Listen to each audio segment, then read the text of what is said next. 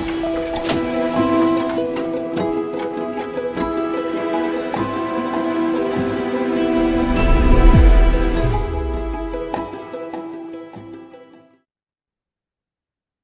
was arguably the most infamous crime ever associated with the NFL's biggest game of the year.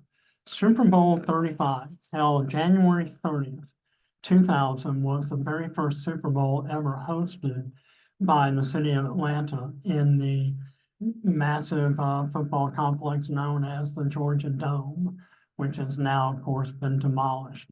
But what happened in the early morning hours of January 31st, 2000 still reverberates today. I'm Tim Darnell, and welcome to Season 2 of ATLVault here on Atlanta News First, where we go back in time and look at the most famous events in Atlanta's history. And we're joined today by Tim Livingston.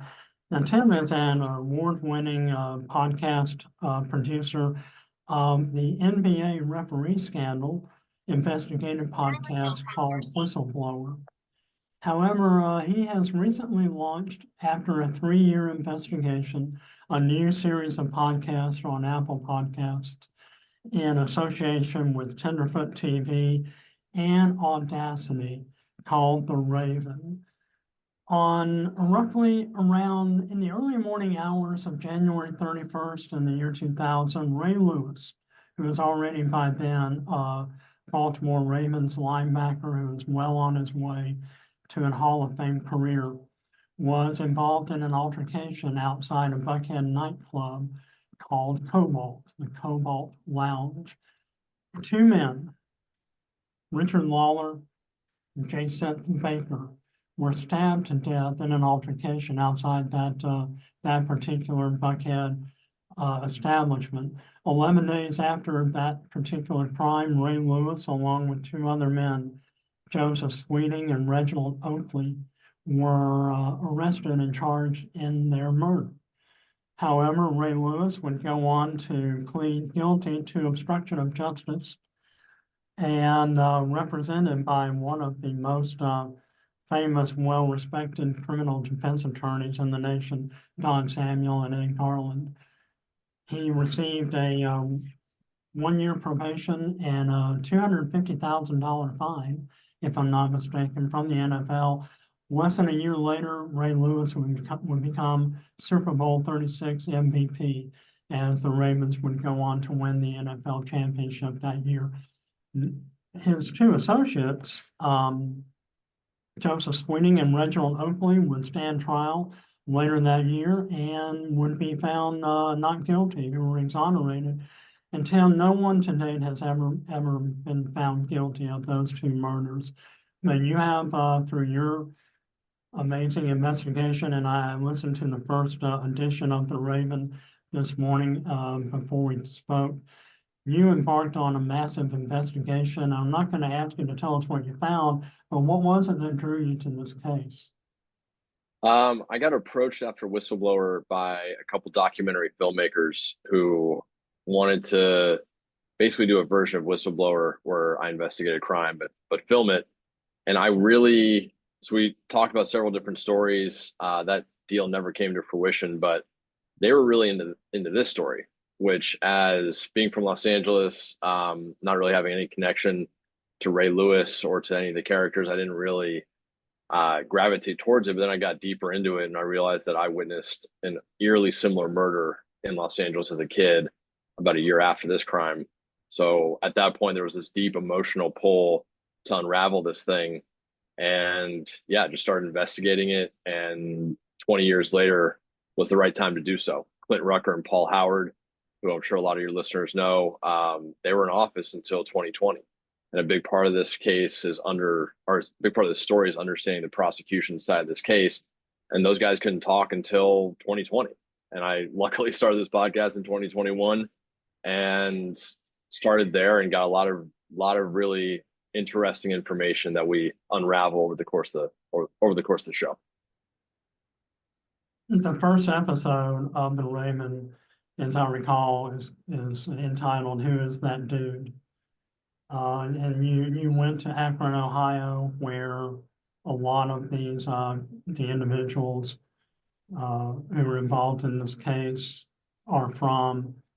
Tell us about that journey. So we started in Akron because of that. What really gets lost in this story are that there was two victims, and those families and those victims never received an ounce of justice. And so we started there just to understand who those guys were, and a lot of interesting information learned in Akron too. We started off with a character named Zig, who was in the Cobalt Lounge that night in Buckhead, was a part of this entire dynamic throughout the weekend between these two groups. And he wouldn't speak to the cops, but 20 years later, he was willing to speak to us. And that's a big part of the story, is that nobody spoke to the cops for varying reasons. And the cops and the investigators really didn't gather nearly enough information to make this what it should have been, a slam dunk case. And that's how, again, everything unfolded in a really positive way for Ray Lewis and his friends. So now we're here all these years later, had an emotional tie, started asking questions, went to Akron, and it all kind of came together in a really great podcast.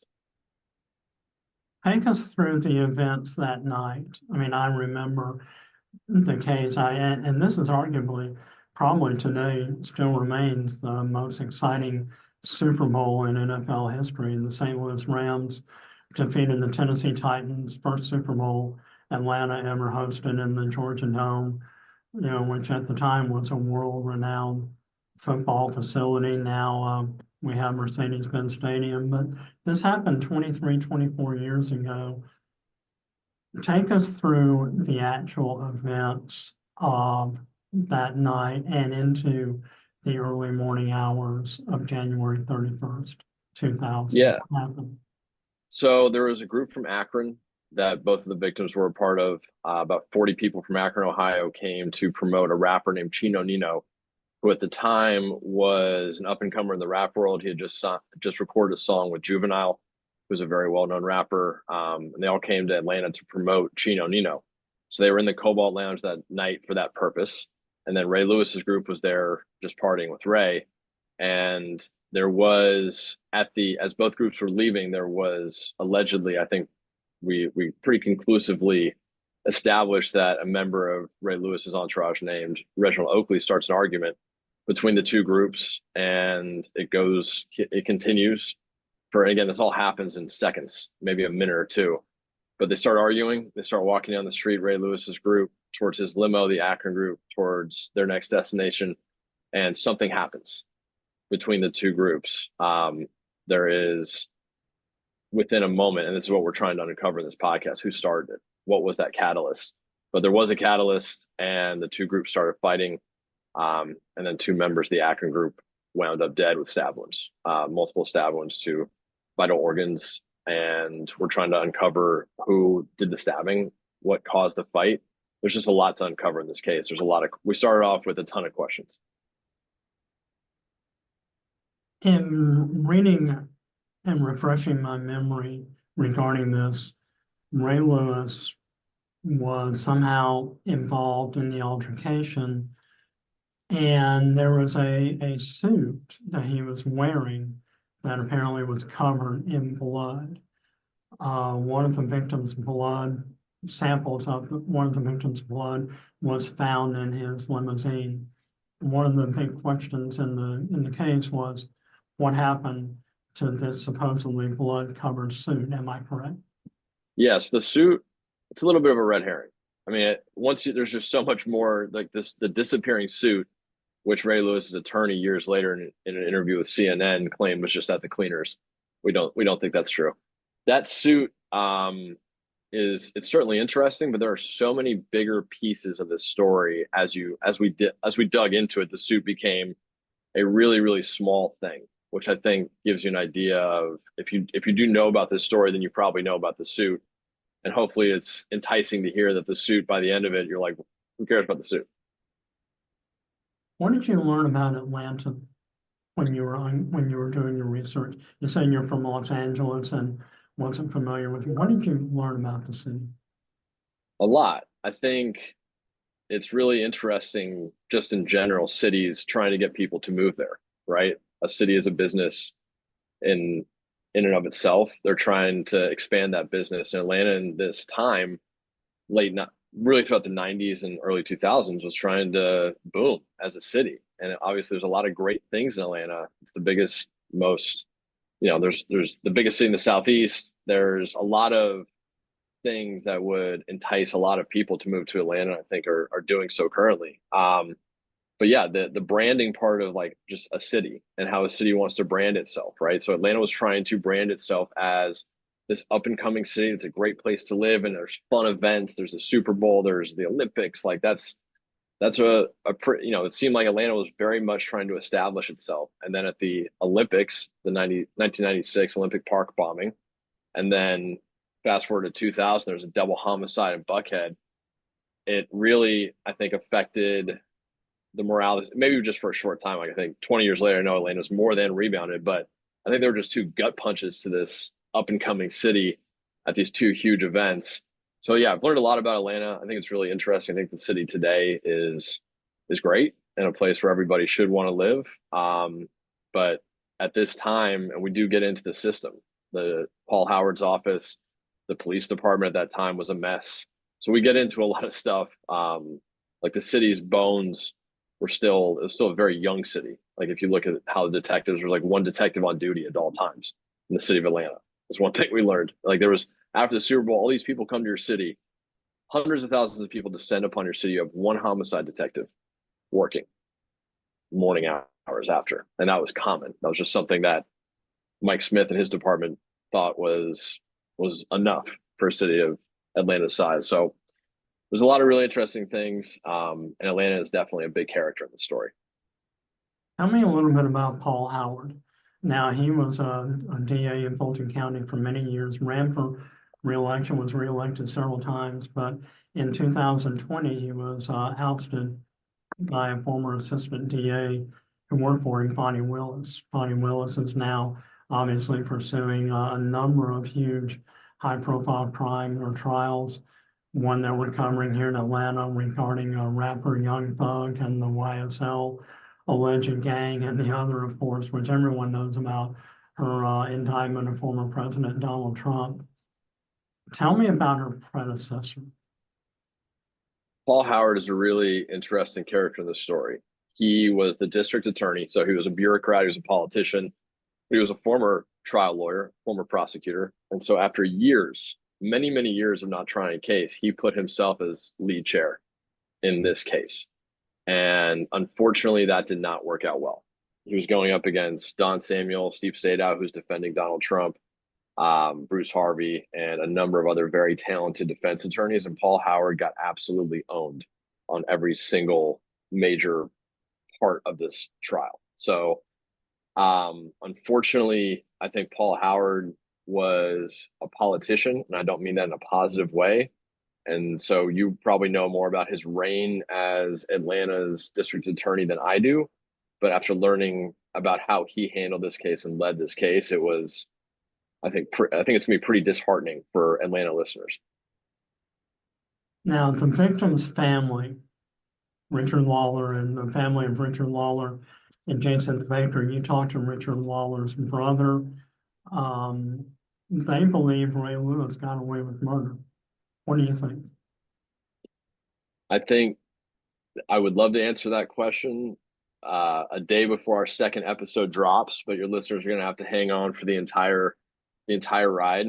I think in this podcast we give the audience by the time you listen to the seventh episode, I think you will have enough information to really understand what happened in this case. There will still be questions, many of which Ray himself has to answer, but I think you will understand every single facet of this story, from the murders themselves to a bungled investigation to an even more bungled courtroom trial.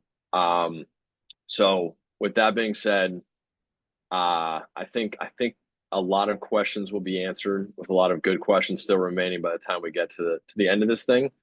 And Ray Lewis as a character is somebody who, if you have an idea, I don't believe the Lawlers are correct, but Ray is certainly a layered character by the end of this story. With his plea deal, am I correct in saying he did accept a plea deal for obstruction of justice?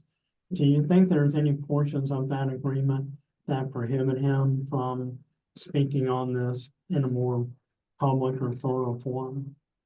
So I don't think the misdemeanor plea really affected that. I mean, he did separate deals with both of the victims' families. I know he had cash settlements with the Bakers and the Lawlers, or Richard Lawler's wife, or excuse me, the mother of his future child. So I think as part of all those agreements and part of this whole thing, Ray's PR strategy was just to be quiet. I don't think there was there was a lot of stuff that, despite Ray not being somebody who, let me choose my words carefully here. I think Ray is the victim in some ways in this story. And I think Ray is guilty of some things in this story. But when it comes to him as a character, that's the beauty of this story, is that you get all those layers and you get somebody where by the end of it, I think the world's just going to hear from him and hear what he's got to say. Ray Lewis, as I said, went on to a Hall of Fame NFL career, arguably one of the greatest, if not the greatest, middle linebacker in NFL history. Final question, do you think anyone will ever be brought to justice for these two homicides that occurred more than 20 years ago this month? I don't think so. And I think that's more of a statute of limitations question. What I'm hoping to achieve with this podcast is to give the victims' families all the answers that they haven't had. Because like you said in that first episode, Richard Lawler's aunt, who was at the trial every single day and who everybody in the family considered the family expert, she thinks and thought and thinks that Ray Lewis is clearly the murderer, the one who killed her nephew. And there was two victims in this case, so there's a lot of questions about who killed who, but we pretty conclusively conclude that Ray Lewis did not kill Richard Lawler. And so the families have been had this truth in their head for all this time. And I hope that by the time we're done presenting all the evidence that we're going to present, they have a really clear idea of what happened to Richard and Jason, and that they get that closure. Tim Livingston is the host of a new series, a podcast called The Raven. Now, tell me how many episodes there are and where can people listen to The Raven? You can listen to Raven on Apple Podcasts, Spotify, or wherever you get your podcasts. There's going to be 7 core episodes of the series with additional, probably 3 to 4 additional bonus episodes coming shortly after. And yeah, listen to it wherever you get your podcasts. Now, what is the timetable? As of the time we're talking this morning, there are 2 episodes out. What is the time what's the schedule for release? We release episodes every Friday. So you can get an episode ahead of time if you're a Tenderfoot Plus subscriber. Otherwise, they release weekly every Friday. You can get a little bit ahead with Tenderfoot Plus. But for the next 6 weeks, they'll be releasing Friday. Well, this is Tim Livingston, host of the Raven podcast, regarding one of the most famous crimes, arguably the most famous crime ever associated with the NFL championship game, the worldwide phenomenon known as the Super Bowl, regarding Ray Lewis and the double homicide that occurred only hours after Super Bowl 35 held here in Atlanta. Thanks for Tim Livingston for joining us. And also, we encourage all of you to listen not only to The Raven on Apple Podcasts, Spotify, and wherever else you get your podcasts, but also Season 2, ATLVault, also on Spotify, Amazon Music, Apple Podcasts, wherever you listen to your podcasts. Thanks for listening to this edition of ATLVault here on Atlanta News First. Awesome. Thank you, Tim. It was nice meeting you.